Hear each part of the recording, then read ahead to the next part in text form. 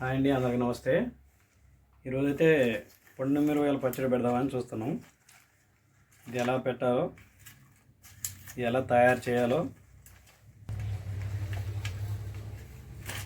ఇదండి పండు మిరపకాయలు. ఇది ఇలా అయితే మొత్తం కడిగి మొత్తం ఇట్లా ఆరబెట్టినండి ఫ్యాన్ కింద, తడి అంతా పోయే వరకు. దాని తర్వాత ఈ కటింగ్ చేసుకోవాలి, తొడియాలు తీసి.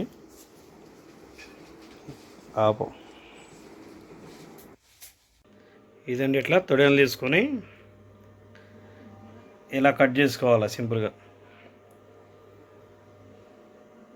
పండు మిరపకాయల పచ్చడి.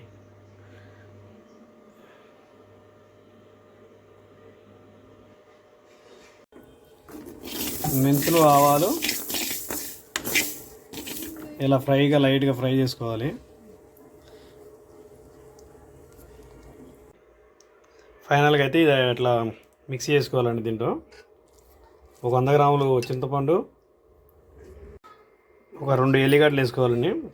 2 ఎల్లిగడ్డలు ఇలా మెంతులు, ఆవాలు మిక్సీ చేసి ఇలా దీంట్లో కలుపుకోవాలండి.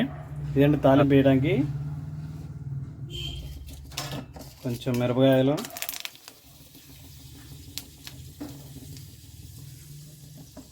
కొంచెం ఎల్లిపాయలు,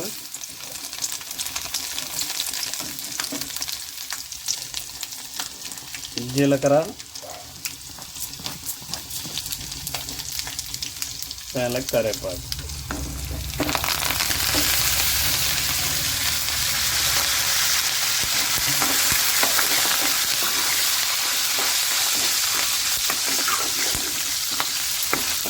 ఇది శాంపుల్గా 2-3 రోజుల తర్వాత పెట్టుకోవాలి, కానీ మేము మామూలుగా ఎలా ఉంటుందో అని చెప్పి ఈరోజు చేస్తున్నాం.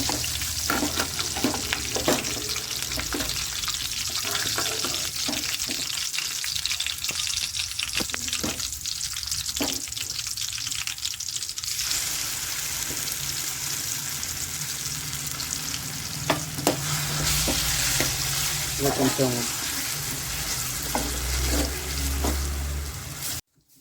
ఇలా పుల్లగా కొంచెం చింతపండు వస్తుంది. ఇట్లా కలుపుతుంటే నోట్లో నీళ్ళు వస్తున్నాయి. నీళ్ళు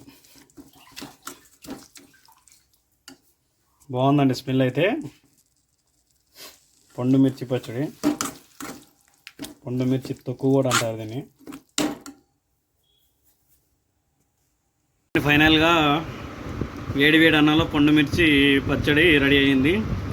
తింటే ఎలా ఉండదో ఒకసారి టేస్ట్ చూసి మీకు చూద్దాం.